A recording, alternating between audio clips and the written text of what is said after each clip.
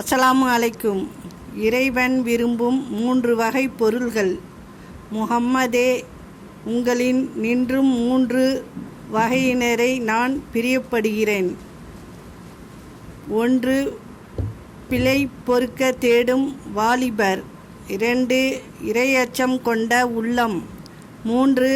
இறையச்சத்தால் அழும் கண்கள் என அல்லாஹு தஆலா நபி ஸல்லல்லாஹு அலைஹி வஸல்லம் அவர்களின் அறிவித்தான்.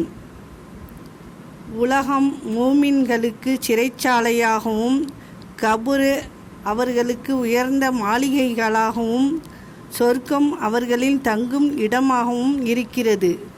உலகம் காஃபிர்களுக்கு கவனமாகவும், கபுர் சிறைச்சாலையாகவும், நரகம் அவர்களுக்கு தங்கும் இடமாகவும் இருக்கிறது என்று நபி ஸல்லல்லாஹு அலைஹி வஸல்லம் அவர்கள் அருளினார்கள். அஸ்ஸலாமு அலைக்கும்.